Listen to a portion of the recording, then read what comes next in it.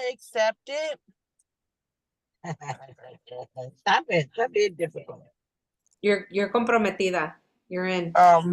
Man, Okay. All right. So um the today our topic is actually super information heavy. Last time we, you had a lot of time to discuss and reflect and do a lot of thinking about things. Today we are gonna I'm gonna be throwing information at you. So we have a really full day talking about testing essentials and what you as parents have to know about testing in Texas and your school. So I'm going to go ahead and get started with that real quickly. And if I can just get somebody to volunteer to read the agenda for us today. I can go ahead and read it. Okay. It says agenda. Number 1, icebreaker and academy survey. Number 2, testing in Texas, what parents need to know. 3, Lexile count. 4, map. 5, STAAR. And 6, TEA rating. Yes. Thank you so much. And like I'm telling you, it's a pretty full agenda. There's lots of information to share. Some of you may want me to go slower. You are able to ask questions. And if for whatever reason there might be a question that we're not able to get to, you can put it in the chat, or you can contact us later about it, or ask to talk to one of us later. So no problems with that. But let's go ahead and just get started with what we did last week. So as part of the class that we did last week, not last time, sorry, not last week, you were supposed to identify your why. Why are you, what's the reason that gets you up in the morning? Why do you want it? Why did you want to come to these classes? So I wanted to know if you can think about, if you can share with us, tell us your name and all of that, and then tell us what is your why? Why did you decide on what your why was, and tell us about it? And if for whatever reason you did not attend the last class, go ahead and tell us why you're attending this class. What do you hope to gain from this class? Okay. So let us go to, remember, tell us your why. So does anybody want to volunteer to be first to tell us their why? Belinda, since you were the first one here, do you want to tell us your why? Or I don't know if maybe you're dropping off somebody.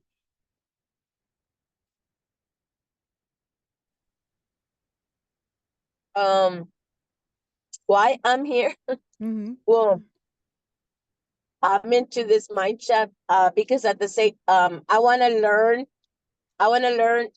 more about, I know they talk a lot about the special needs, Mm-hmm. and well, that's why I attend the mind shift, because I want to learn more because of my grandson. Mm-hmm. And also, I don't know, I just like to be in this meeting because, I learn from other parents. It lifts me up that sometimes I'm down because I think I'm the only one that's having problems with, with the kids, or what's going on in the system and stuff like that. And it makes me feel good that I'm not that I want to make them that feel the same way as me, but I want to know that I'm not the only one that feels that way, and how we can encourage each other, how to do better, Okay. you know. And I think that's why I'm here. But I also, I think it's the question was why you wake up in the morning. Is that the question also? Well, what is the thing that gets you up? What is the thing that keeps you going? Oh yes. Um, my children, my grandson, and myself. You know, I feel like I know I'm sick and stuff, but I'm not ready to give up. I want to do better, not just for my children, but to advocate for a lot of other children that, you know, sometimes their parents can't advocate for them. But I think I get up every morning for my family, for my kids. Okay. They still they need me in their lives, and I need them in my lives. But I just, I don't know. I just wake up every morning because of my kids. Okay. That's great. Aggie or Dorothy, since you both I, are together, if one of you I wants to think share. I really don't know what to say right now. Okay. Uh, For me, I guess my why is going to be my daughters. I have well, daughters, right? I have two now. Um, they're, to be honest, to be the best version of myself and show them, um, not, I guess, a different way of parenting, explaining how I was growing up, pretty much how things are different from when I was a kid to them now. And also showing them that they have a voice and showing them how to advocate for themselves the right way, not just talking nomás porque traes una boca or you have a mouth just to talk, but there's a way to do it. But it's not just my own kids. I think it's also for my niece and nephew that I help my mom raise. She's a grandparent raising grandchildren, and I'm such a huge advocate for them as well. But honestly, it's not just my family, like Belinda said, it's for everybody, every student, every children in the world, and showing parents that there are different resources and different opportunities for them to just not be so narrow-minded and be open-minded and see what's really out there. Thank you. Thank you for sharing. Melody and Oralia, thank you all for coming into this class. I know I don't think you all were here last week, but if you can just kind of introduce yourselves, either whoever one of you wants to, and just kind of tell us why you decided to join this class. Good morning, everyone. My name's Oralia. Hello, Oralia Lara Vargas, and I'm a very proud board member of Mindshift ED. So I've been wanting to take a peek at the parent institutes and just see how things go. And my background is special education. I retired from the field of special education. I was lucky enough to retire as a special education director. So this is I'm always enjoying hearing these special education topics. So I'm very happy to be here. Thank you. Thank you. And Melody, if you want to go ahead and just introduce yourself and just tell us why you decided to come out into the class. Yes, my name is Melody Herrera, and I'm also on the board, but also I just wanted to attend and just get a recap. Also, I've taken the classes before and also just to stay up to date, because I also, like Dorothy, I help out with my nephew and just want to make sure I'm current on what we need to look at for him. Okay. All right. Thank you. And then my why too would be my family, just like everybody else was saying, and also, I mean, the community, to be an advocate for everybody. Okay. Thank Thank you you. so much. Thank you all for attending the classes. And Aggie, I don't know if you want to share, if you want, you'd rather just not share. It doesn't matter. Sure. Okay. Well, I thought I had mentioned my why already, but well, my why is because I want to get my community involved. I want my community and the residents around where I live aware of their children's educational needs and how they can help. You know, how they can be part of their lives, and it's my family too. But a lot of it focuses on advocacy with me. Um, you know, I want to save the world, I guess. I want to save the world. So All right. that's Well, my thank why. you. Thank you. Thank you for sharing. All right, so let me go ahead and go back to the slides a little bit.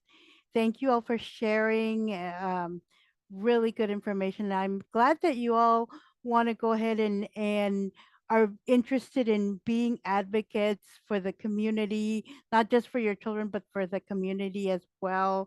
That really means a lot. Uh, and so right now what we have is we have a little survey and the survey's in the chat. And we just like if you could go ahead, I'm gonna just give you a couple of minutes to go ahead, and I think it's just like 5 questions and they're really short. They're just like yes or no questions. If you want to go ahead and just fill those out, give you a couple of minutes. And like I said, it's in the chat. Yes, And it it's is in the chat. And then if you, I know some of you are mobile or multitasking, and if you're not able to do the survey now, we will send it out with an email. But we would love to hear just kind of where we're starting, because at the end we want to see and track any changes that you guys are seeing through our classes or anything that we're sharing with you. So it'd be really helpful. But if you can't do it now, we totally get it, because some of you are in the car or in between appointments and things. But we will send it out again. Just wanted to let you all know.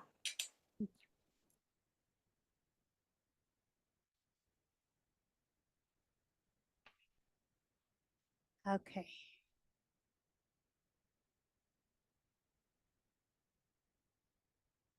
All right, so I wanted to just go ahead and introduce our topic for today, which is the testing essentials. Testing in Texas, what do parents need to know? So like I said, this is going to be a very information heavy class because there's a lot to cover. So when I talk about testing in Texas, I would imagine that the vast majority of you, if you know, you ask, well, what tests do the kids have to take in Texas? Everybody's going to say the STAAR, right? That's the one that everybody knows about. But there's actually several tests that get that kids receive, the children receive. Some of them, well, most of them are done by the district. But let's, today what we're going to do is we're going to take a look at what those tests are. So the first pre-K for SA, which is free for 3 to 4 year olds, if you're able to get in there, they can identify certain things. But all of the testing usually is done, it gets identified, you by ECI, or the early childhood intervention. They're the ones that will do the testing, but the parent needs to kind of like say, hey, they are the ones that need to indicate that maybe that, or to request an evaluation. So the ECI will do it, or ECI will they're the ones to ask about, about it, but it's actually the district that's actually funding the test, right? So like let's say at before the children are, from 0 to 3, um, if you feel like they might need some about, if maybe your pediatrician or maybe you yourself are feeling like there's some maybe disabilities or maybe some delays or something like that, you would be the one to say, hey, I think something's wrong. I want to go ahead and request some kind of testing, some kind of evaluation for my child. And then from 4 to 5 years, from 4 to 5 years old, that's when the district gets involved. They're going to be looking at dyslexia, reading difficulties, things like that, learning disabilities that are might possibly impact their schooling. That's when they get involved. And like I said, that pre-K for SA is a place where that might get, like, let's say, flagged. And then the K through 12, of course, there is a school assessment. That's an in-school assessment. It's usually it's called MAP. Um, but that's called MAP is the one that the majority of schools do, but some schools do their own in-school assessment. Um, but it's just that a lot of the schools use the MAP, and that's done. I think it's done 3 times a year, and that's their own, like, how are the kids doing from from the beginning of the year to the middle of the year to the end of the year. So that's the kind of thing that MAP, which is that in school assessment, does. And then from third grade to 12th grade, that is, of course, the STAAR test, the famous STAAR test that all of the schools in Texas are meant to do. Can I add there just a little bit, Liz? Sure. For those parents, and if you want to go back, you can. For those parents that might have already been diagnosed in the early stages of their child's life, right? You're going to either have some supports through Brighton or ECI and services like that. And they usually oversee your transition to going into public school. And I just mentioned that because some of us might be there, but some of us might not be there. But in a traditional setting, once your kids are going to school, it's usually around 5 years old. But because we do have pre-K for SA, that's like a good introductory for anything that they might flag as maybe they're not, at the same level as their peers and things like that. So I think the biggest kind of breakdown that you need to know is that there is some certain points in the child's early stages where they will be assessing them. In the later stages, it gets even a little more difficult for getting evaluations. So you just need to be, as a parent, as aware, and also if you have that gut feeling, right, that there's just something not really flowing, or that you have another sibling and they're, maybe reading at a different level, is just always keeping in mind that we are the ones in charge of flagging some of this. Sometimes the schools, they have a lot of kids, so they don't see those immediate effects.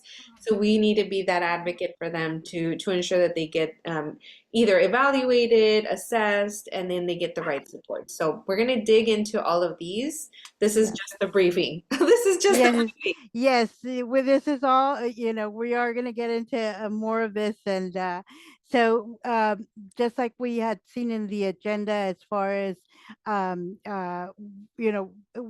are going to look at the ones that are the most common. But these are like from the very beginning, before you kind of get into school. And then we're going to get into the ones that you see in the school. And some of you all may not know about these ones at all, because you the majority of parents know is the STAR testing. But there's actually several assessments that are done for the children. So and all of these, we're just giving you just real brief summaries of what the things are, and kind of how to look for them, just so you all can have a level of knowledge as far as what these different assessments are. So the first one is a Lexile score, and that has to do with reading, whether they're reading at grade level, how are they reading, and the Lexile score, it's basically a score that the student has and that text have. It's given to the student, and it's given to, let's say, the book that they're reading. So they both have a score, and basically it's like a match. You're trying to match what the child is reading at to the books he's reading. So that's what we're trying to do, is we're trying to match. It's Lexile measures are a way of assessing the reading level of text and the reading ability of individuals. And I would say that most uh, vast majority of books, as long as they've been out for a while, they often include Lexile scores, and educators are supposed to use these measures to find appropriate text for the students. So basically, like I said, we're just trying to match up, basically just like it has on the little picture, we're trying to match the student to the book, or to the, which is the, the level that the book is at, we're trying to match it to the student. Okay, and vice versa. And this is just, like I said, a real brief introduction of just, what the Lexile scores are, what the what, as far as their grade, what grade they are in, what is the Lexile score that they're supposed to be reading at. So Lexile scores for books are given based on sentence length and word frequency. So, and the way that they get those, the kids get the Lexile score, the students, are by either the map testing or even the STAAR testing, depending. So that's how they're kind of given a Lexile score. Um, and kind of, I would say, um, probably over half of the US students in grade 3 to 12 receive a Lexile measure each year. Um, so it's definitely something that teachers use. More schools use it than others. It does, it just depends, but that's just something that's there, that's like a guide. As far as for the kids, are they reading at their grade level, reading where they're supposed to be reading? It's like a guideline. I'm a person that's worked in libraries before, so I some people get really hung up as, oh, he's not, my child isn't reading at this grade level. But I would just like to say that it's what we consider it. It is a guideline as far as where the child is supposed to be reading at. Of course, you don't want him reading, very at a very low level compared to what their grades are. But again, these are guidelines. So as far as Lexile scores, um, that what do parents need to know? Number one, you can ask the question: Does my is my child reading at his grade level? Because a lot of people don't know, and a lot of the teachers might not know. Is my child reading at grade level? Has he been given a Lexile score? Okay, some parents don't know, some teachers don't know. So because it's actually, we checked it, and it is actually part of the STAAR test. That you will get a Lexile score on your STAAR test, but a lot of teachers don't realize that it's there, or and then it just, it really depends on your school and the teacher, as to whether that's made a big deal or not. um, but like I said, as a person that's worked in a library, I can tell you that, especially when you get into the later grades, like after elementary school, definitely, um, they're more of a guideline, because so much of what a Lexile score is really impacted by what I would call student interest. Um, so I think we had talked, Maribel and I had talked about it, because she saw her Lexicon score for one of her kids, and he's like, oh well, he's not reading at grade level. Well, the thing might just be, number one, boys can be like that. Boys are typically, their Lexile scores might be a little bit lower than girls, and also it just might be that he just hasn't found his interest. He just hasn't had books that really go into his interests. And when you, like I said, when you're in those later grades, especially above elementary school, you can it might be that, oh well, my child is really interested in Star Wars. He loves those Star Wars books. He can read those Star Wars books really well. And some of them are really complicated, or maybe he loves the Harry Potter books. And those he's reading at a really high level, but maybe what he's reading in his grades in his school are just not that interesting to him. So maybe it feels like, oh, he's not reading at his grade level, but actually, when you're looking at the books that he's reading, that the child is reading for their own pleasure, for because they want to read, maybe they are at a high level. It's just not. It's just the ones in school are just not to his interest. So I really librarians mostly consider the Lexile scores after a certain level to really be more like guidelines, because what we want is to develop children that really enjoy reading. And what we don't want is to say, oh, well, you're supposed to be reading at this level. Why are you reading books that are, 2 or 3 grades below you? Okay, no, we want to encourage reading. We want them to, children to enjoy reading, because that's going to create a habit of, oh, I'm going to read for fun because I like to read. So that's what we want to create. And I don't know if Maribel wants to I add do. something. I Okay. do. I think that like what you're saying, I think overall is just like we shouldn't get tied up in the numbers, right? I think Mm-hmm. it's good to know that there is this like level and guideline Mm-hmm. as parents, but I also think that our mission is to ensure that they're excited about reading. A lot of our kids don't like that, right? And Mm-hmm. we can go through like a long list of why. But it is a lot of tech, right? We have iPads, we have YouTube, we have all the things, right? That are steering our kids away from the actual book and reading, Mm-hmm. and even though we do want to encourage them to find their interest, right, it reading is going to produce for them to understand words, make sense of the words, learn how words are being used in sentences, right? And that's going to ultimately help our kids with other spots, right, in testing, comprehension. But really, the biggest takeaway for all of this, for me to you as a parent, is that we just got to encourage reading and that they like it.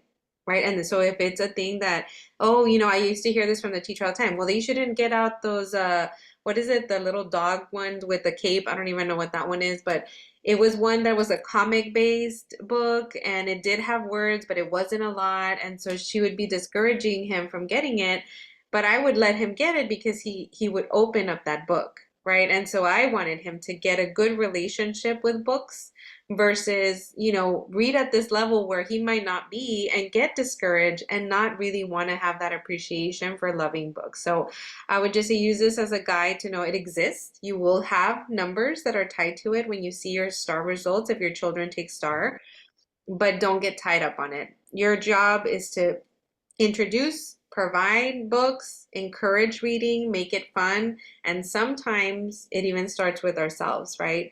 I'm not a reader, but if I say, you know what, we're going to do 15 minutes, I'll do it, you'll do it. It is forcing ourselves, right? But it'll encourage that kind of like visual, and it'll encourage that like dedication to something that we both can contribute and grow from, right? So that's my recommendation. Thank you, Liz, for letting me have some input. No, thank you. And does anybody have any questions? And I'm gonna actually there's a little video that you can see. I'm gonna ask Maribel to go ahead and if you can put it in the chat. And there's also, if you wanted to look and see, like, okay, well, my child is reading at a certain Lexile score. If there's actually a site where you can go and see what the Lexile score of a book is. So if you had those ideas, but like again, what I would definitely stress is to see it as a guideline. Of course, we want our child to be able to approximate his grade level. We don't want him reading way below his grade level. Um, because that's going to hurt him as far as their testing and everything, all of their assessment, and also in the future. But definitely, sorry, definitely, we want to just use this as a guideline for us. I see Dorothy has her hand up, Liz. Okay, go ahead, Dorothy. So I guess my question is going to be, is there a way that we can test our children outside of the school to get that accurate score? Or not, I mean, not necessarily accurate, but a better idea, because I'll be honest, my daughter's an eighth grader, and the books, like, she told me, Mom, I have to read the Hunger Games, and that book is so boring. And I said, no, I agree with you, because the movie was boring too. But I mean, so So we're gonna dig into the where you can find it, because if your daughter's in eighth, she's taking the STAAR, and right, that you will have that number. But again, it's more of the interest, right? It's hard for a kid right. to read a book without pictures. I know that that was always a challenge for my son, right? Because it's not visually stimulating. The goal is for them to build the picture around the words that Mm-hmm. they're reading, but they're not there yet. And so I think there isn't an easy way out, especially if it is required by their class. And they usually, what they did for, and I'll just tell you what my son did in his class. The teacher does the book, but they also have somebody's reading it to them, like a recording. An audio, yeah. Yeah, so they do audio, but that's not always helpful because it's still not them reading and processing. It's just somebody telling you a story, right? So it's just one of those things that, yeah, you got to do it for school, but how about we find a book that you like, right? That you're going to read. And so for him, it was like, let's do puzzle mystery books. And then we would all do them together as a family, but he would read it, right? So it's Mm-hmm. just finding the key to getting them like to not get discouraged when they only see words, right? It's more like, you know what, reading is actually fun, informative, and we learn and we did something versus like, oh my God, it's a chore. I have to do this, right? So I think, Right. but in So the what start, we, you'll see I it. guess, to help her out, what I did was like, okay, let's sit down and I'll listen to the audio. We'll have the book out together and we're both following the words. And I'm like, oh, look, I'm imagining this. What are you telling? So like we kind of stop and think of like, oh, but I feel like for me, I feel like, man, this is taking forever. Yeah, I need to cook. I need to go do this. but Yeah, but it's I just mean, it does. taking, yeah, and it takes that time away, like, oh, we got soccer practice, or but I mean, again, like, to be honest, even when I look at her STAAR scores, I don't believe it, because I know my daughter, what she's capable of. And I've always told teachers, she has test anxiety. Yeah, You say it's a STAAR test. I go, you guys implemented. I go, not the teacher, not you, but since the very beginning, since third grade. Oh, you gotta pass the STAAR, because if not, you're gonna fail. You're gonna. So yeah. that anxiety, they increased it. And then I go, not just my own daughter. I've seen it in all students. So it's like I don't believe the score's accurate. Yeah, and so and testing anxiety is true. We are going to get into those pieces. I think the way that you can ensure that all of these pieces are making sense is going through the different assessments that your child gets, right? So it is report card, it is the MAP test that most districts do take 3 times a year, and it is the STAR test. Now, the STAR test has a lot of negative anxiety with it, right? Because it's like this built up pressure, but that's Mm-hmm. why you use these other tools to see, okay, if it's maybe let's not say that the STAR is really reliable for us because our kids might have a hard time taking it, but these other pieces are going to fall in the same line and they're going to kind of tell you that same level. And we're going to go through that so that if you've never seen the map and you know, I'm going to pre give you a pre-show, you're not going to get the Mm-hmm. map because if you don't ask for it, you don't get it from the school. So we're going to go into those pieces that you can check to double check, right, if we are on the right skill level. And we'll do that Okay. today. Go ahead, Okay. Liz. Okay.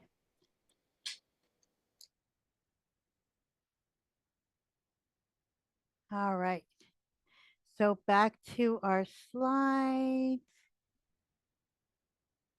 All right. So um, now we're going into the map testing. I didn't know this existed until we started going into the topic. I don't know if you all as parents knew that this existed, but so the MAP testing in Texas refers to the measurement of academic progress assessments, um, and they are computer adaptive tests to measure skills, achievement, and growth in various subjects. Um, MAP tests help educators track student progress and tailor instructions based on individual students.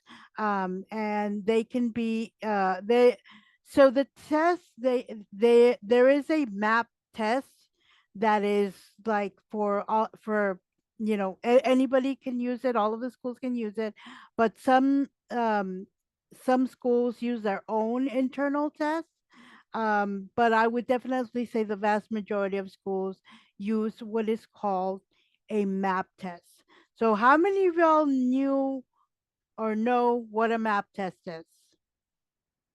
If I ask, what, how many of you all know that your child takes this test possibly 3 times a year? I can say I know, because I mean, my niece is in elementary, and the teachers literally sit down. Since she was in kindergarten, they literally explained to us what it consists of her, I guess, her progression throughout the year of That's what great. she's going through. That would be wonderful. That is exactly how it's supposed to work. Is that everybody, all the parents are supposed to know that that exists, that that's there for the kids, that the students are being tested like that. Um, but I would say a lot of parents don't know. They have no idea that that's something that happens. So for the map testing, what do parents need to know? So number one, again, it's measuring progression. So it's usually done about 3 times a year. Um, again, just like Maribel said, parents won't get the results if they don't ask for them. They if you, unless you ask for those map results, um, there's not anything that says that you have to get them, that they have to give them to you. If you ask for them, of course they have to give them to you because that's your right as a parent, but you don't get them unless you ask for them. And the other thing is, although the testing is supposed to help educators formulate an educational plan for the child, the teacher, they might not know how to implement it. Some teachers don't know how to get the scores. So that's kind of a thing that factors in. Um, and parents can ask you as a parent can ask to see the results and ask questions about objectives for your child. How these tests, how this map testing is going to be used to formulate an educational plan for your child.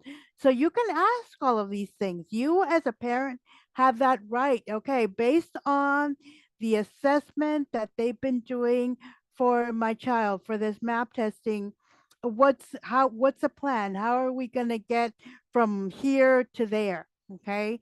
So parents, a lot of parents don't even know that the test exists, let alone that they can ask for the results.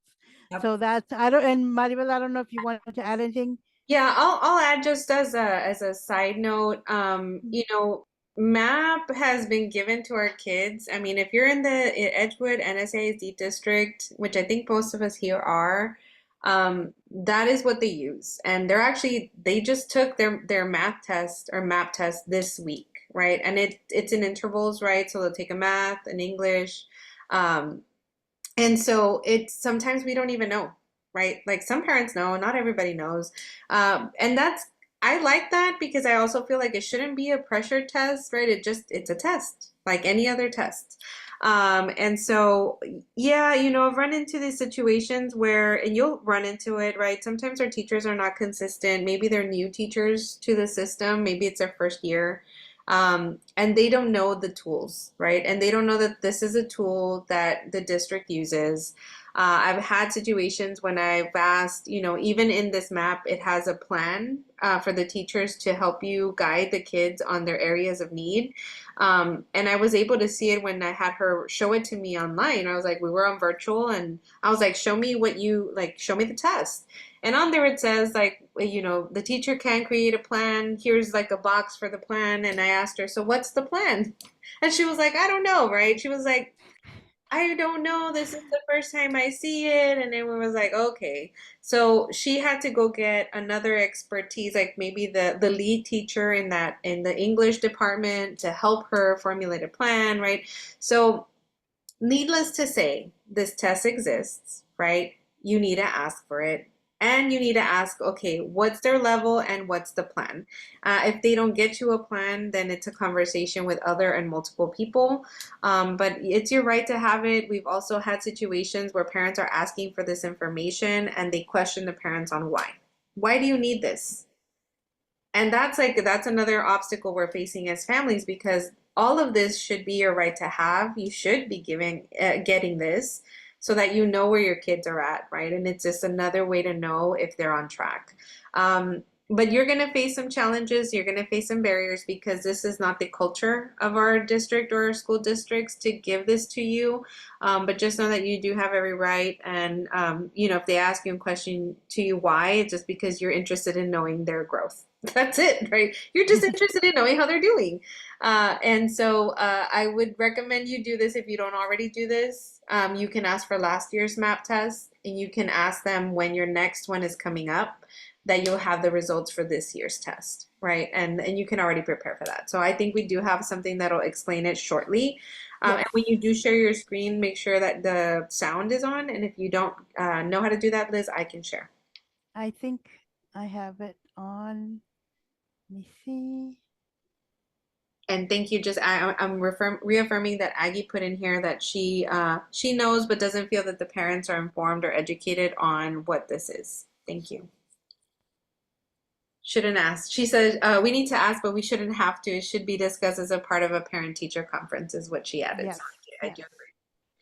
All right. So this is just a little video for whoever's not acquainted with MAP. Just a little video about what it is and how the scoring happens and all of that. So let me know. MAP Growth is an assessment measuring achievement and growth in K-12 math, reading, language usage, and science. Administered 2 or 3 times each school year, its results help educators understand how their students are performing academically and how they're growing over time. MAP Growth was created by NWEA, a mission-driven organization founded by teachers and researchers committed to student learning. Today, more than 12 million children around the globe use MAP Growth. The test is available in English and Spanish and includes numerous accessibility features to help every student demonstrate their progress. Here's how MAP Growth works. Prior to the test, students do not need to do any studying. Their score is based on what they know now. The test is adaptive, which means a student's test adjusts based on their responses. If a student gets a question right, the next question is harder. If a student gets a question wrong, the next question is easier. This means each student gets a personalized test experience designed to identify their achievement level, independent of their grade or age. This helps educators understand where their students are on their learning journey. While the tests are untimed, each one typically takes about 45 to 55 minutes to complete. Immediately following the test, MAP Growth produces a RIT score. This is not a formal grade. RIT scores help educators measure and track performance from season to season and year to year, identify students who may need additional support, and create personalized learning paths on dozens of popular supplemental curriculum tools. MAP Growth also provides achievement and growth norms. Norms give educators the context they need to understand how their students' performance compares to other students across the U.S. With this information, teachers can help students better understand their strengths and opportunity areas and motivate students to pursue ambitious goals. To learn more about MAP Growth, visit nwea.org to find resources for educators and families.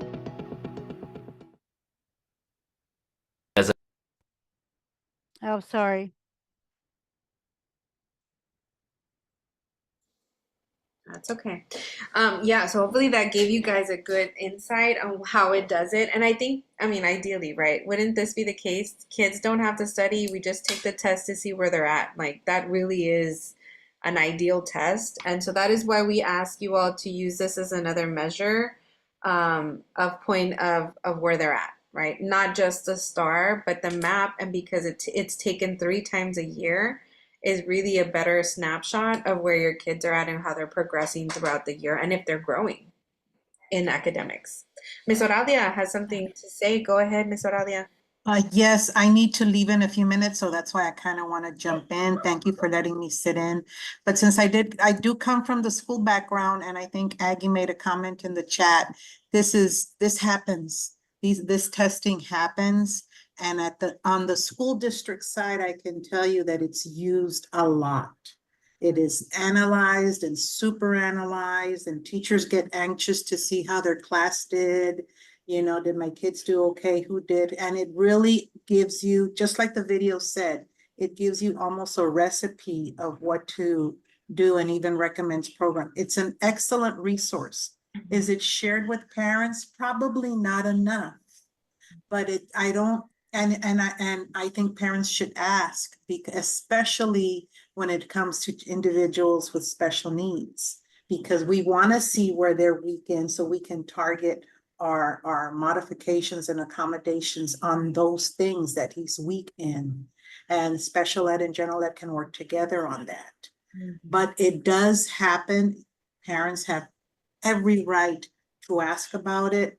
But I think to kind of repeat what Maribel said a minute ago, don't let it scare you, because it's meant, the purpose of mapping is to see where is this child at and how can we make them better. It really is a good concept. And I think on the school side, the school probably doesn't do a good enough job of sharing the good news. Yeah, the news, this is his area of need that we need to work on, but look, he did better over here. That we probably need to share that more with parents. So I'm glad that as parents, you're hearing this information, and feel free to ask and use. I always would tell parents when I would talk to them about speaking at the schools, use their terms, and how did he do in his, oh, I understand you did map testing. How are his map scores? How is the map go? Use the terminology. And if the school sees that you're using it, then they're gonna say, okay, she kind of knows, I better tell her more. So the more you can inform the parents, the better. Wonderful workshop. I have to run. Good job. And thank you for letting me sit in. Anytime. Anytime, Ms. Oralia, we will be more diligent and send out the links to all of the board members, because I do think that we get a variety of different parents coming in the Spanish and the special education one and in this one. And so anytime you want to come in, this is your home. Thank you, Ms. Oralia. All right, well, let's get back to it, because you guys, this is just one piece. Now we're going to get into the good one. Yeah. So, and again, just reiterating what everybody was saying, this is your right. This is your right to know as a parent. What you all saw in the video is how MAP is supposed to work. Teachers are supposed to use the scores, the results that they get to make an educational plan for each student. The issue is that a lot of teachers don't do it. They don't use it to do that, or they don't they don't know how to access the scores. They don't access the scores at all. They kind of, it's just like a little it's, yeah, the map testing gets done, but they don't know how to implement it, even though it literally said on the video, oh, and it has a plan, and these are the resources that it has, and everything. That's how it's supposed to work. But many teachers don't access the information, and they don't use the resources that have been given to them. So, that's where we're at. Some school, and I'm not going to say that all schools are like that. There's some schools that do a great job. There's some schools that probably say, oh, this is, we did map testing, and look, this is how how your kids are doing, and you're getting all the information. And then there's other schools that are like, no.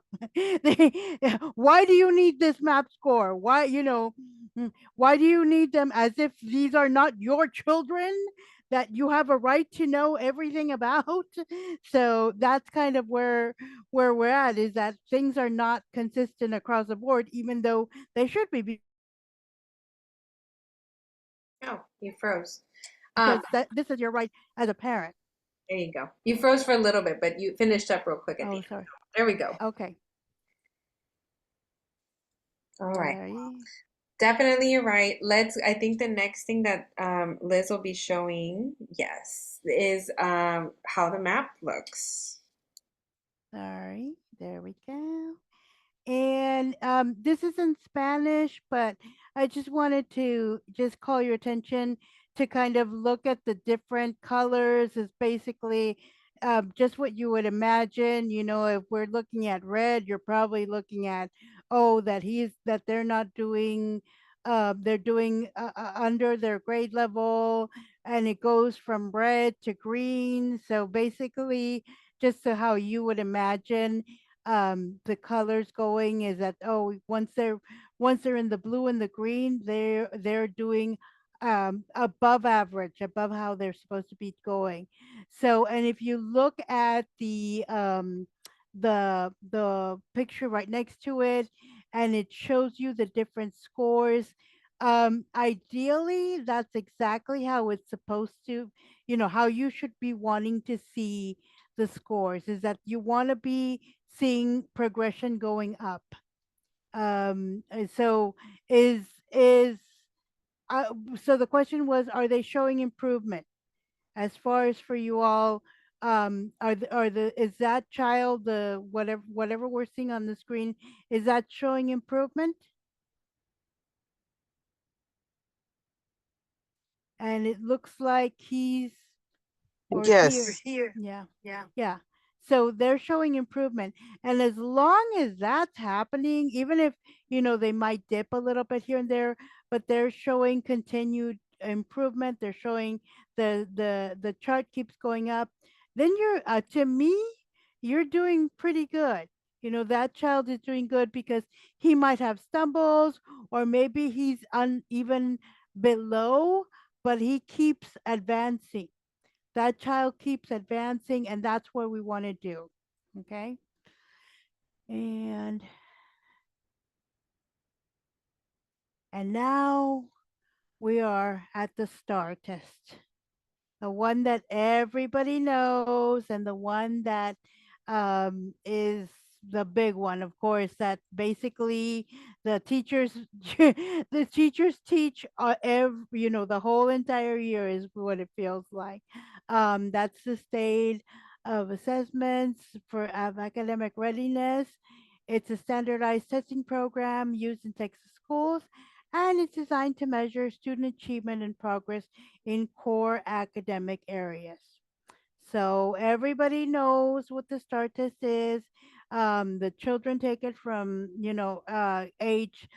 grades 3 and up. And just to have a little bit more info on what it has. So, these are, like we said, grades from 3 to 12. And then for some grade levels, they have to pass they have to pass certain sections of the STAR test.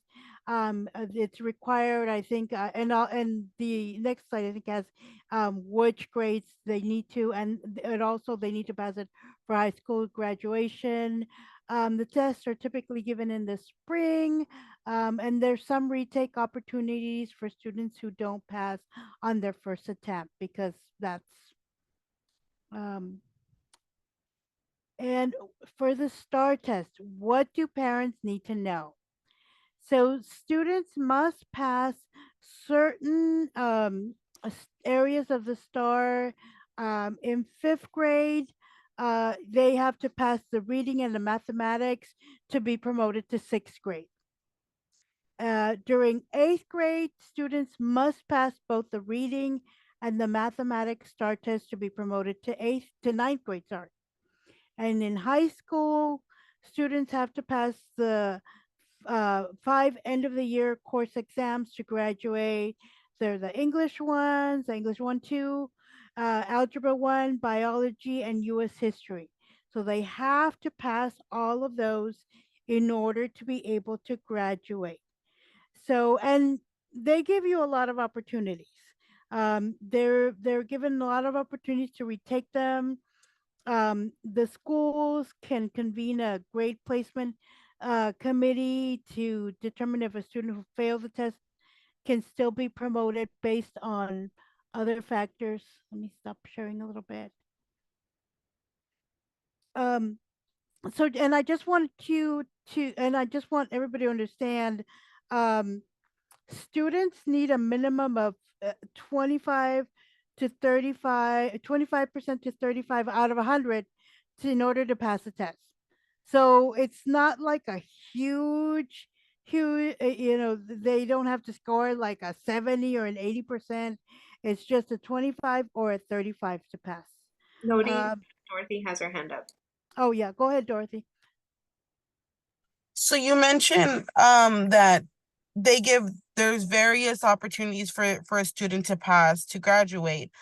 And then if they don't pass the STAAR test, when did that change? And I say that because I myself, when it was tax test, right? I myself, I did all my credits. I had it. I was ready to graduate. The only thing que me faltaba was the tax test. I passed. I just didn't pass the math one. And after I even went to the summer school, I did all of that, but I still did not pass it. So the school district, which was San Antonio District, declared me as a dropout. So I was officially a dropout student with all my credits. So, I mean, when did they change that criteria? Yeah, I would say recently, uh, most recently, because even if they say, and this was like the understanding during COVID too, right? It was kind of like, what's going to happen? Are you fine? So it really kind of sparked everything, even more so after COVID. But it was, it was the fact that our kids are still passing without really knowing how to read, right? And we've talked about this a lot. If Right. kids keep passing grades, even though they're not meeting the STAAR level at that time. So a child, like let's just say your child, right, eighth grade, they took the STAAR test in seventh, and it says that they're not on grade level. That doesn't matter. They're still in the next grade, right? That they went into Right. grade. So at this point, it is now just a mandatory state test, even though you can opt out of it. But it really doesn't have any consequence. It's really they're just gonna let your kids go through, even graduate if they're not meeting their STAAR requirements. Now, I haven't gone to the end, right? Because my son is in 10th grade. So I know that there's all these other different SATs and different tests. That's going to be more of a determining factor, but the STAAR itself will not hold back your child. Even if you ask, Okay. even if you ask as a parent, because trust me, I tried to hold back my kid during COVID when I knew he wasn't meeting his marks for his grade level, and they pushed it so hard for me not to keep him behind. And they brought up all the cards about, pobrecito, he's not going to go with his friends, and, it's going to be a social, problem and an emotional problem. And I'm like, I try to hold him back because to me, it just doesn't make sense that we keep passing our kids until they're mastering their level. Right. It doesn't make sense. But per the state and per all the regulations, they're not going to be held back on basis of the STAAR, and you can even opt out of it. So it's not. There isn't like a formal thing that you do. It just really is you send a letter, you don't send them in on that day, right? But there won't be any penalties on, like in your case where they said you're like a dropout. That doesn't happen anymore. And it was probably Okay. of COVID. Okay. I'm just asking because I mean I can say I'm a testimony of that. And it wasn't until well, not recently, but in '09 they opened up Cooper Academy, and that's how I was able to get my diploma. Because I was like, you know what? I guess I'm gonna get a GED. And my mom goes, pues, excuse my language, but my mom says bad words, right? But she goes, ¿Qué chingados is GED? Eso no es nada. And I'm like, well, I'm a dropout. So I guess You have I to. guess I gotta get what I gotta get. So, but I mean, it's a good thing. But again, I want to make sure that it's because they're not behind. Because I know I wasn't behind. I just couldn't take the math test because my anxiety was like through the roof. But Yeah. at that time, there was no such thing as anxiety. So, but I was just wondering. All right. Well, hopefully that gave you some clarity, not to worry for your kids. Um, and then, like I said, because I'm not in the next testing phase of the high school going into college phase, but I do know there is requirements for them to fill in the high school setting, like certain classes that they have to meet. And there is now, they also can do some additional like summer school if they're not caught up, right? So they will get them to the finish line, but it's not on the basis of STAAR. So hopefully that'll help. Go ahead, Liz. Thank you. And that's also part of a larger conversation as far as using it as have they have these assessments, right? And they'll tell us, okay, are my students struggling or is my child struggling or not? But then, and I'm going to be very, very frank and honest with you here as a person that has also worked in schools before. Um, let's say if your child is has behavioral issues, and also along with the educational issues, they have educational issues that cause them to be very frustrated and act out. They tend to have behavioral issues. That child is going to be looked at very closely. They're going to be monitored. Um, that child is going to have an educational plan. If your child is a GT, they do great, and they're doing really well, and they're a star in the school, they're with their grades and everything. That child is also going to be looked at. They're going to, they're going to be they're going to be tested. They're going to be things that they're going to try and make sure that the child gets challenged and things like that. The child, if you have a child that is struggling, but that child is has really good behavior, they behave really well for the most part. They don't have any trouble. They don't give the teacher too much trouble. They're generally well behaved. Maybe they're shy, um, but they're generally well behaved, but they're struggling. That child is the one that's going to get the short trip, because unfortunately teachers are going to say, well, he's not reading at his grade level. Oh, he doesn't have his math is not at the same level as the other kids, but he's really well behaved, so we're just going to pass him. And unfortunately that is what happens, that a lot of teachers equate good behavior with, like, oh well, he can get promoted because you know he never gives us any trouble. Yeah, I want to double down on that because I've heard many, many, many already adults, many adults that have already graduated. They were homeless at the time they were taking these tests. Like kids were homeless, but they never picked up on stuff like that because they were so well behaved. They never got in trouble in school. And so teachers will like start using that kind of evaluation scale, like, oh, that's a good kid. He shows up, he's on time, whatever, right? The tests are okay. Or, it just depends on how the teacher is also perceiving your kids. And it's difficult. But that's why us as parents have to be aware of these measures so that they don't fall in the cracks, so that they get the support that they need. And if they're behind, they're behind. And just being really honest, right? And I think that's the hardest challenge when we're facing the school districts and our teachers and the system itself, is to just be honest about where we're at. And I think that's all parents want. Just tell me where we're at and what do we need to do to catch up. It's real simple, but it's not that simple.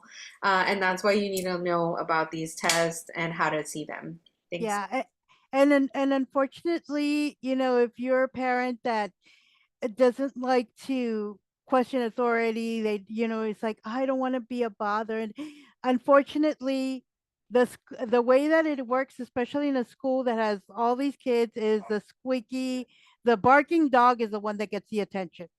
You kind of have to be that way, because if not, if you're a parent who's like, ay, no quiero molestar and stuff like that, forget it. That's not going to get your kid what he needs.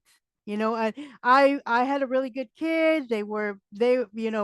She was always on it. She did great, so I never had to worry about it. But I know that my experience is not everybody has experience. So you kind of have to be you have to be your child's advocate, because unfortunately, otherwise nobody else is going to be. So kind of that's the way it works a little bit. Let me start sharing my screen again.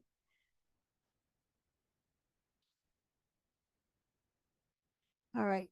So back to this. So as far as opting out, so TEA doesn't have an official policy or option to opt out of the STAAR test. It kind of, it doesn't say it on paper, oh, you can opt out by doing this and this and this. But majority of schools, I would say, make it possible to opt out by you submitting a letter to the school by email or mail. You kind of can do that if you want to. And just submit the letter and say that you want your child to opt out, or maybe you're not going to send your child on that day. And the child is what they're going to do is they're not going to be asked to take the STAAR test on makeup days. The STAAR itself for the child is going to be scored as a 0, and they can return to school for regular learning during the remainder of the testing window. So that's kind of like what could happen, right? And Maribel, you kind of had a little bit more information about that.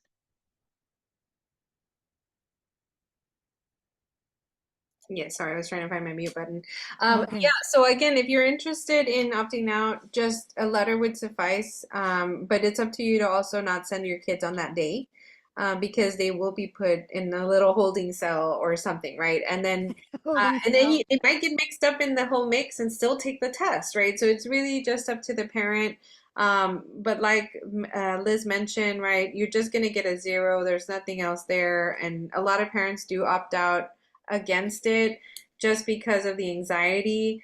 I have to say I was one of those parents that I was on that train, right? I was like, no, it's too much. It's all this, right? And some kids, yes, you can tell very visibly they throw up, they have, like they feel clammy, right? And they just already building up this stress. And I would say you're the best person to know and identify that. But I also realize that we need another measurement, right? And this is a different way to measure where he's at across all students in Texas. And I think that that's very fair. And it's also a comparison on like not only Texas, but other states. And you want to see where they're at. So to me, before I was like, no, like this is unnecessary. It is unnecessary, the amount of pressure that they put on it. I hope that they've seen the reaction from families, because there's a lot of families that opt out, and there's like even a Facebook to opt out against the STAAR. Like, there's just so much. But at the end of the day, it's a test for me that I can use as a tool for data. And there is some good things that come from it, because you will be able to access the entire test, and it'll give you specific areas where your kids need improvements. And we're going to go into that now, because I think it's one of those things that this is like the hidden tool that nobody knows, of how it can actually benefit, because it will give you a tailored support like idea for your specific kid on how they did on that test. So with that, I'll say, if you're in the fence, let's look at the portal so that you all can see how it can actually benefit. And then it's another proof point for you to take to your school and say, on the test it's this, on the map is this, and then this is the report card, right? So you always need proof and data. This is it, right? So I'll stop there. Go ahead, Liz. Okay. And I just wanted to add real quickly there. Unfortunately, you're right, because there's so much data that you gain from the STAAR test. I just wish there wasn't so much pressure put on the kids for this. And unfortunately, that is what happens. I mean, we have we have lots of family and friends that are teachers. So I know, I've had friends that have been demoted from their positions, from their, they were like sixth grade teachers, and now they're like first grade teachers because their star the students, their star scores were not good. And there's just a lot of pressure put on teachers for that, and unfortunately it carries over to the kids, to where they feel like, I mean, they're just, the pressure put on the children is ridiculous, because it makes them, they're made to feel like, oh, well, you have to pass this test. When literally we've seen, oh, well, they can get a 35, 25, and, they're still going to pass it. They're just, maybe their scores are not going to be that high, which is a different thing. But anyway, going back to our slides, let's go back here.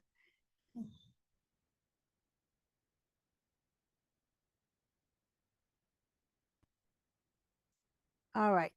So the last thing we wanted the parents need to know is they need to know about the TA parent portal. And that is where you get to access your STAAR scores. Did you all know that you can access your STAAR scores? Your child's STAAR scores? Because you can. Yeah, you're supposed to. You're supposed to be able to access those STAAR scores. They're available to you as a parent, because hello, this child that you've raised, that you are supposed to be able to access his scores.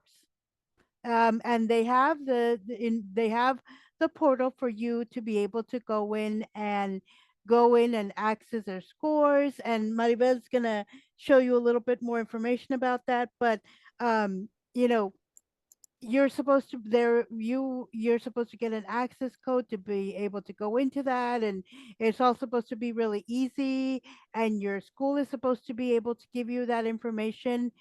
Is that happening? Well, that's maybe, maybe not. And I think Maribel can give you a little bit more information about that. Yes. And I'll go ahead and stop sharing my screen, but just to show that there is a parent portal that you as a parent are supposed to access. You are supposed to be able to access it. It is your right to be able to access it. But let me go ahead and stop sharing. And Oh, no worries. I'm glad that we have a couple more people that came in. So wonderful. You're coming into the kind of the end, but the one of the biggest pieces of information that you all need to know, right? We're talking about the STAAR portal, and there I just put the link in the chat. It's a family portal that everybody can use, and it here's the trick, right? We always talk about the nice to have, or how it should be, versus the reality, right? And the reality is that if you don't are not connected to a certain portal from the district that connects you directly to the portal, then you're kind of lost on your own, right?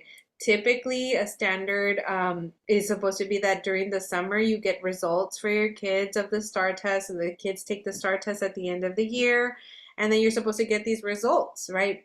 I never got any results. I've never gotten mail. I've never gotten an email or anything like that. And so if you're that parent that has like no idea how to access how they did, right? There is a code that you need to request from your school. There is challenges with this, but you can get it done. We've put it into practice ourselves and some of our team members to just find out how difficult it is to get this code. If you do go to your school and you don't know, you need an access code. I'm going to share with you what that looks like. And I'm going to share with you my son's scores. Don't tell them that I showed you his scores. But you have this unique access code, right? So essentially, there's a 6-digit code that you're supposed to receive from your school, how to get into this portal from TEA, right? This is a Texas agency. They provide this information for you. Just FYI, I put you on mute, Manup and Diana. But once you get a code, you can go to the school and say, I need my unique access code to get my STAAR results. And the school will be like, I don't know what you're asking. Like, I don't know. So they have, in situations, given a 10-digit code, that's not going to work, right? You need a specific code that's 6 characters long. The district probably doesn't have it. But if you do ask and they give you a 10-digit code, they're going to give you the lunch code first. That's not it. It will be a 10-digit code that usually the school will give you. If they give you a 10-digit code, there is a spot here where it says, how do I look up my access code? You would click there. It takes you into this section here, right? And then you would put the 10-digit code, you would put the month, the date, and the year, and their first name, and it'll give you the actual code. So then you got to go back to the other page because it has to be complicated like that. Once you get once you get your code, then you're going to be able to put it in, and then I'm going to like easily get in there with my code. When's his birthday? It's a good question. Man, we're old because I'm like, these are so close together. Rudikai, and then I'm going to put his code that I have, and then you sign on. Okay, once you're in, because the challenge is going to be getting there. Once you're in, though, you're able to see all of his tests, and right now I'm popping into the STAAR biology test, but really it shows you, let me go find and navigate. View all the biology tests. I don't want to see that. I want to see all his tests, most recent tests, all of them, not just biology. All right, I want to see, this is the history, end of course exam, right? So you're going to get a bunch of different things, but really you want to go into the latest school year. This is not the screen I want to see. Show all the tests for the school year. Not just this one, but all of them. And what you want to see in here is right here, this little check mark where it says meets grade level. That's what you want to be seeing because there is a way to measure what they're getting, right? So obviously he's doing good here. We don't want to dig into this because I'm not concerned about this area. But there is other areas that I am concerned about. And let's see if I can find how to get to my home page because I've had the same trouble yesterday to try to figure out how to get to my home page. Okay. Here we go. So there's STAAR English, math, and all these, right? So we can go into each one. Goodness. Where are my homepage? Oh, here it is, homepage. Great. But why is it only showing me one? All right, I don't know, guys. I'm sorry. I thought I had it in the right spot. It's only showing me biology for whatever reason. But when you log in, you're gonna get, and maybe we can use Verito's login code because hers was a little better. You're gonna get in like all the different tests in the same page, and you're gonna be able to see if they're meeting level or not. And then once you dig in, and I'm gonna just use this as an example because this is good for you to know what's in here. You can dig into the detailed report. And remember, we did talk about a little bit about Lexile scores and things like that. When you go into the English one, it's going to show you that. But in this case, you can see on the ranking where he's at, right? And he's right in the middle of meets this grade level, and that's where you want to be. I did want to point out that there is these different levels, right? There's a did not meet level, it's in red. There's an approaches grade level, it's in pink. This approaches grade level, it means that they're just approaching the grade that they took this test. So if he took this test in 9th grade, at the end of the 9th grade, and he got an approaches level, that means that he's barely approaching that grade level. So when he's coming into 10th grade the next year, he's behind. But in Texas, approaches means passing. So I just need to be really clear about that because to them it's passing, but to us it's behind. And you need to know that difference. And so you really want your students to be under meets grade level or masters. If they're mastering it, that means that they're beyond their grade level, and that's excellent, and that's in green. Okay, so really that's where you wanna be digging into. Now the other thing that you can do in here is you can actually download the report. But you can go into each question and it'll even tell you by category where he got some of these areas wrong or where he's deficient, right? So for example, it'll break it down in 5 categories and it'll tell you the score on the side. It'll tell you on this one category, he had 3 out of 10. So he's low on that area. and that'll give you an indicator, right? But let's go dig deeper. It'll even let you see the questions that they took and what they got wrong. This is super valuable because then you can go back in there and talk to them about the question so that they know why they got it wrong and how they can improve. So it'll give you, like, you click on it and it'll tell you everything. It'll tell you, here's the question that was given, here's the answer, and here's how you rationale. Like, here's the why you choose B or why you should have chosen A. You know, it'll give you even the breakdown. So this is super, like, you can spend all day on this. And then the most important part of each section is that it'll give you resources that are tailored specifically to your children. The cell structure, so like for him, right, it'll tell me, okay, these are the areas where your child will need help. The cell structure and function. Ask your child how to explain how a viral infection causes disease symptoms, right? Like you already have some ideas. Now you got to go and dig in deeper with them. But it'll give this to you based on the answers and based on their score. Everybody's is different. It is tailored specifically for your kids. So I just wanted to share with you like a quick view of what this looks like. I'm kind of disappointed because I can't even get to the other scores. And I don't know how to get to them if they're not showing up. So I will look at it even more so. But you are supposed to, once you log in, see all of the scores together, and it'll show you if they're on grade level or not. I think we do have a slide, I'm going to stop sharing, that shows you the indicators of how to know if they're on grade level. That is just icons. And that's like one of the simplest ways to know if they're on track or not on track. Go ahead, Liz.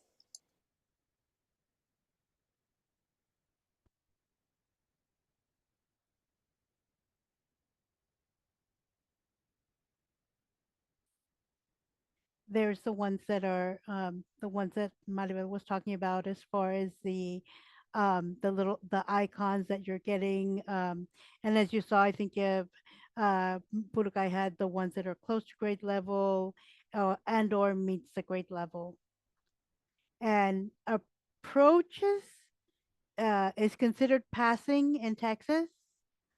That's important to note because we don't consider it passing, but because they're behind.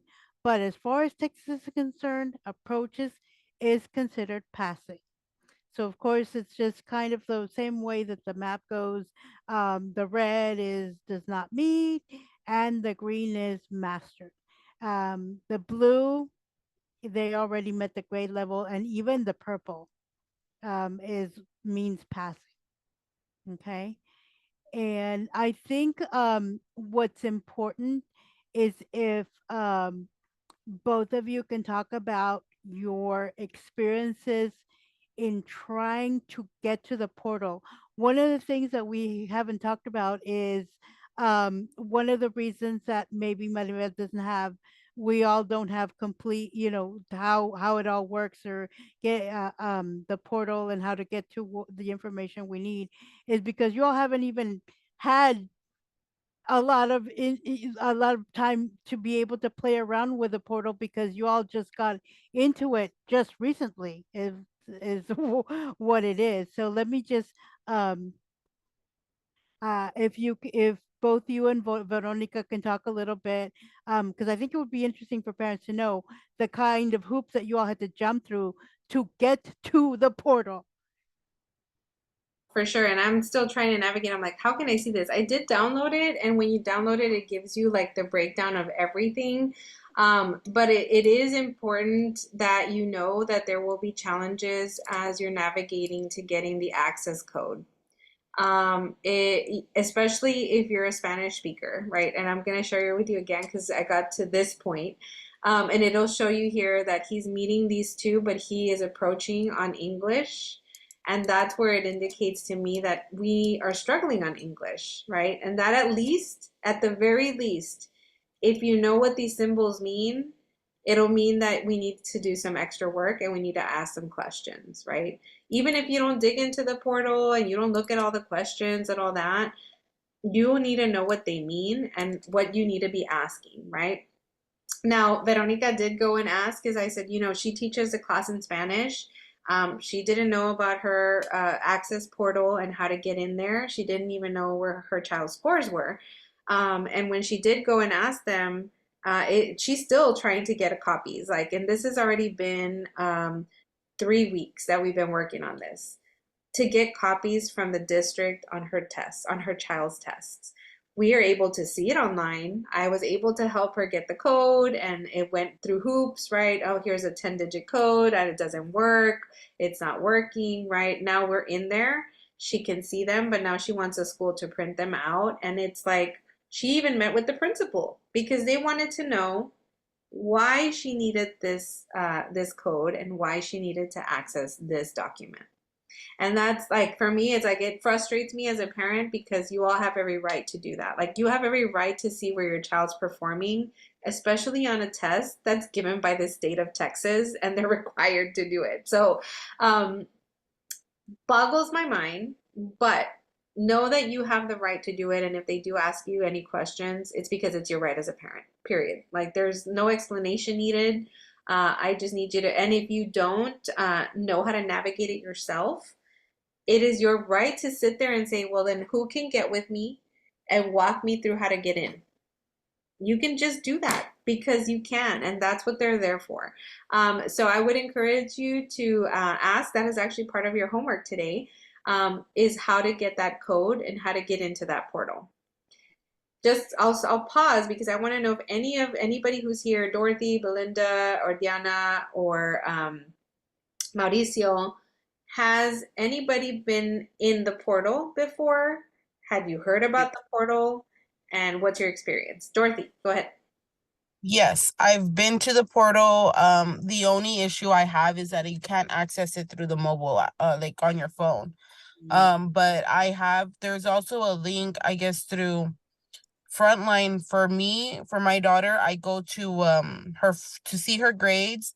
I have access that takes me directly to the portal itself without me adding the access code. For my nephew, we I guess for me, because when he was at Edgewood, I just called up the assistant principal and I'm like, hey, I need his access code. Okay, Ms. Borjas, right away, and she'll send it, and I accessed it really quick. I didn't have any issues logging in or Yeah. navigating it. Sometimes the district will tie it to like Frontline, right? And things like that. It'll make it easier for a parent if you're already on Frontline. But because sometimes our districts don't have stability, like even in NSAISD, we used to have Frontline, and now there's this other one that we have to use. Parents might have lost in translation how to get to the scores. This is just your automatic outside of the district how to get into it. So I'm glad that you were able to. And then I see on the chat too that Mauricio hasn't been on it, but he can show his mom how to navigate it. And I would even say, I know you have daughters that are already taking the STAAR. You all both need to figure that out because your mom has kids in the system. You have kids. Both of you need to be able to know about this because nobody will tell you if you don't know. And so I would say that this is this is the charge and the call to action to you all. If you haven't been on it, even Belinda, because Belinda, you're helping your grandson, right? And if you're the one helping, you need to know where he's at and how he's testing, if he's testing in the STAAR yet, right? So I challenge you all to find out how to get in here. Belinda, you want to say something? I saw you going off mute, but feel free to chime in. If you all get stuck and you all need help. Oh, go ahead, Belinda. Oh, it's my phone. I don't know what's wrong with it. It keeps going, but I don't have the portal. I don't know if I have to go with Mr. Garnica to try to help me. I have the something dojo, but I don't know. I haven't been able to connect with the teacher. I know I see her just after, and I just say how is my grandson, and he's doing wonderful, but I don't know, because I was hearing what all the stuff that y'all were saying, and why do they put all this stress on these kids on the STAAR? And if it's opted out, right, if you can just opt out, but at the same time, like my grandson, he's in the 4th grade, and they always tell me, oh, he's doing wonderful, he's doing wonderful. But I took him myself to Stonebridge to get tested, and he's at a pre-K 4 level, and he does not know how to read and write. But at the same time, at the school, they don't even give him homework or anything. I've been telling him every day, Constantine, you haven't had any homework? Nope.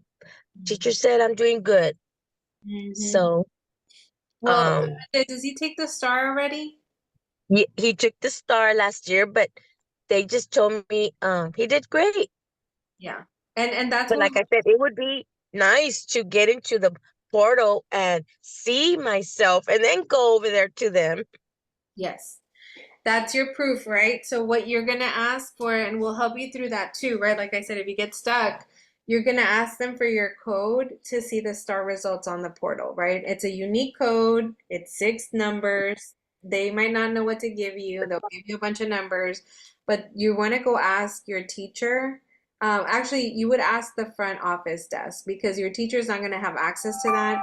But the staff, like the administration, like in the front office, or a counselor will be able to give you that code, and you just need to ask them at the front office. Okay, so that's going to be your next challenge is go get that code, and that's how you're going to ask. I need the code to get into the portal to see the scores for Constantine, and they're going to be like, why?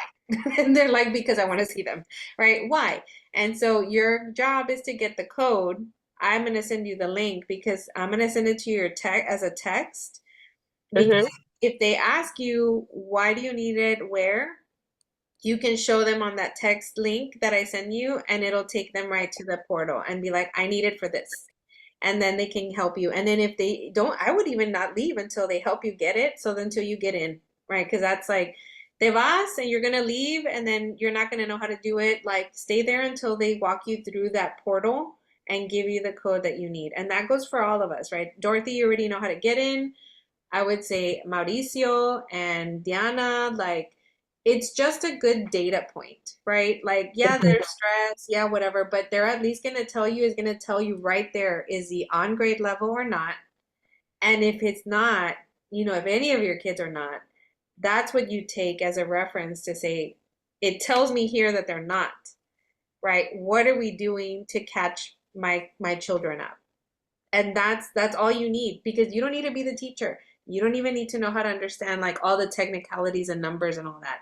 You don't. But it'll tell you very clear if they're passing or not passing. Okay? So I think that's like Yes. Because last year,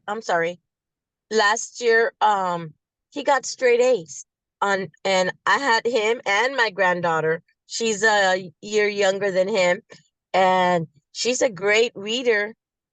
And then she had a C and he had an A, and they were like arguing. Why did he get an A if he doesn't even know how to read? And so I had to go to the school. It's like, how did Constantine get straight if he does not know how to read and write? All they told me was, oh, we go by his level and he's doing wonderful. yeah. But what level? If they told me he's doing real great, and I told him, well, what is he, what grade level is he at? They couldn't tell me. They just told me whatever he's doing great. So wonderful. Yeah, and that's another piece, right? Like you're getting like, and usually it happens. Testing material, like just a report card and stuff, right? Everything's nice and everything's going great. But then when we're actually testing them, if that doesn't coordinate, right? If you're getting like hundreds or straight A's in the report card, but then at the test, like the map and then the STAAR, they're not, then it's like something's not right. And then now you have to see the teacher and say, well, are you just passing them?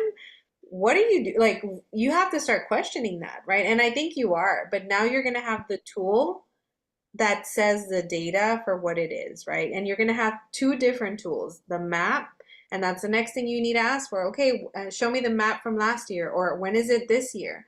Because that's going to be another tool that you can use that says where he's at, okay? And we actually have a sheet here that as we're going to send you, and you can use it to make sure you're tracking if your child is or not on grade level, because you want to have this data.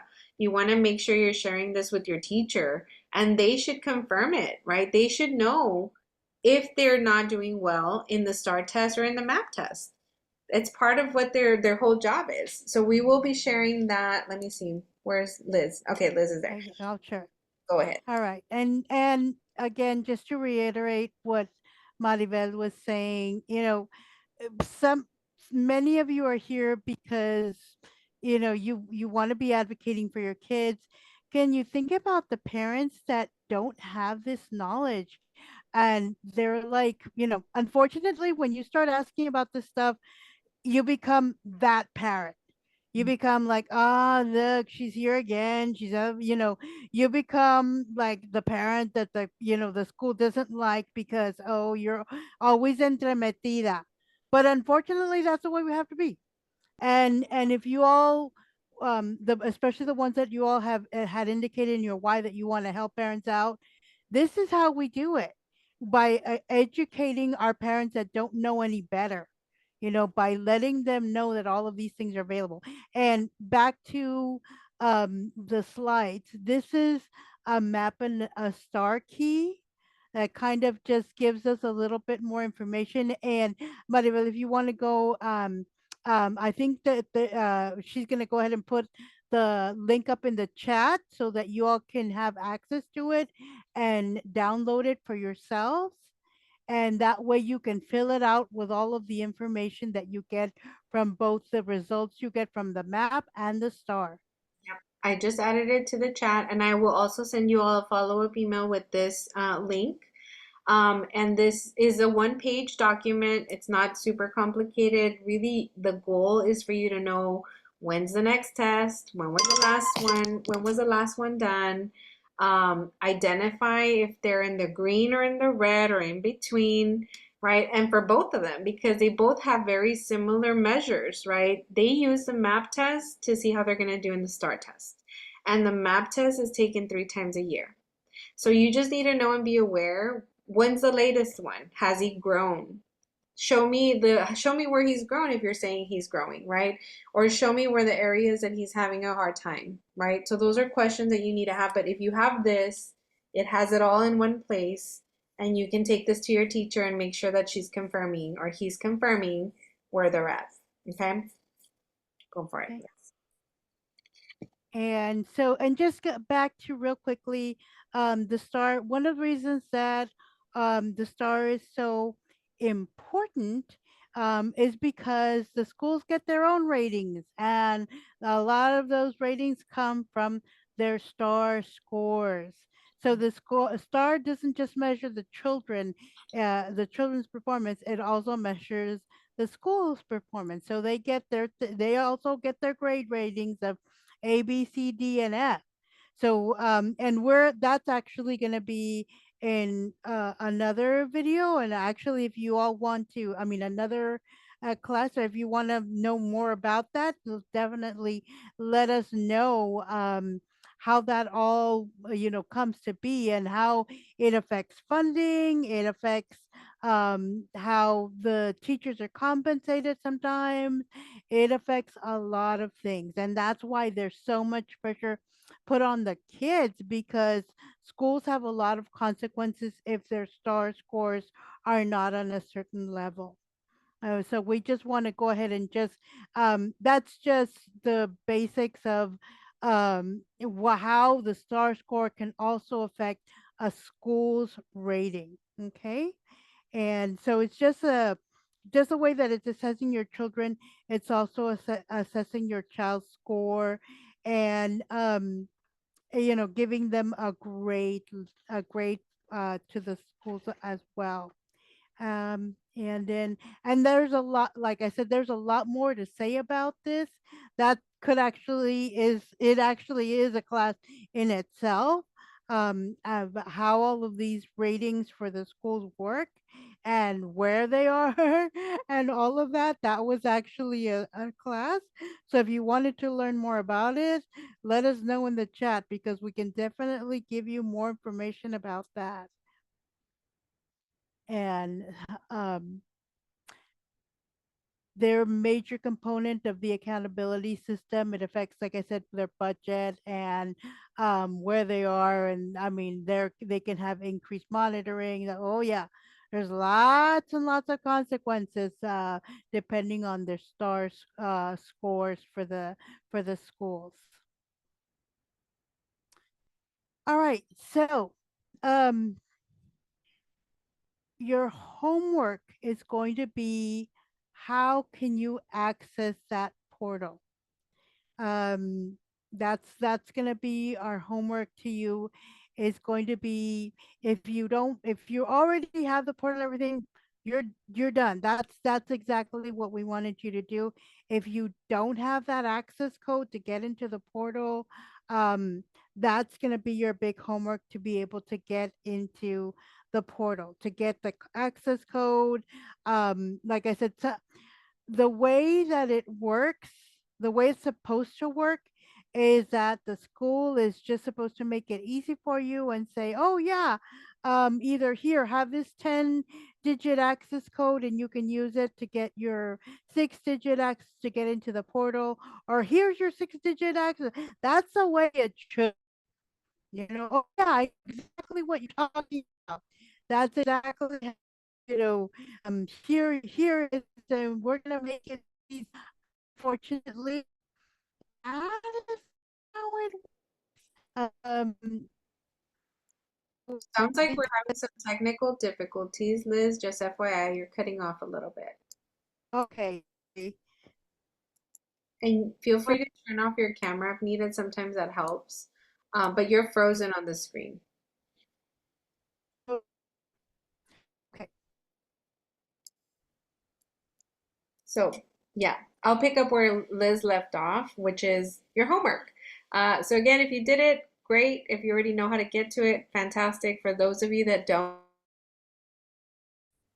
Uh, we've reached mostly the end of our program. The only thing left is to go over some reminders for next time, and just about reminders about events. So I'm just going to go ahead and put the screen up. And Maribel, are you back with us? I'm back. I thought it was you, but I guess it was me. All right, so let me go ahead and put, like I said, we're already almost done anyway. So just some reminders for next classes and things that are going on. If you want to go ahead and talk a little bit about that. Yes, yes. And sorry, I didn't put any extra details like I did the other one, but I should have. So just so that you know, next class is coming up in on September 12th and September 26th. And that's going to be oh, I'm sorry. If I'm messing it up, let me know. But that's the next classes. Keep it on your calendar. We will send you reminders. We will also have an in-person class at the Mirasol Community Center on the 18th of September. And then we also have been invited to a couple of events that are going to be, there's one on Rosedale Park. I believe that one is on the, let me go double check, but I think it's on the 28th. But I will be double checking just so I'm not telling you lies. We have, no, one is on the 21st on Rosedale Park. And then the other one is on the 25th. That is an event on Wetsy, and it's going to be a forum for candidates from Edgewood Board. And so what I will do though is send everyone the newsletter with all of the dates. So that way you have a calendar, and that's going to go out next week. So I just wanted to give you kind of a heads up there. And yeah, I don't see anybody else on my screen but Mr. Man Up. All right, there you are. There you are. So that's all for the announcements, but I will just keep an eye out for the newsletter. That'll have all of the different times and places and Zoom links that you all need. Okay. All right. So this is really the end of our class, and our next class will be talking about your rights as parents and how to kind of start getting on those committees that are so important. I think it's a really good time to end because I think we're having a lot we're having some technical difficulties. So we will go ahead and send you a link to this recording and also all the many different links because I know we had a lot and this was a lot of information. But thank you all for your attending our class. And I hope you all have a great rest of your week and weekend and Labor Day week. Thank you. Thank you guys. We'll see you next time. Thank you. Bye-bye. Bye. Bye.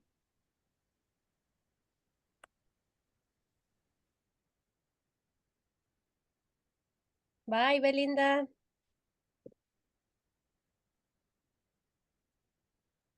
Oh. Maribel, ¿ahí estás? Sí, aquí te esperamos, Berito. Okay. ¿Puedes mandarla a un cuarto?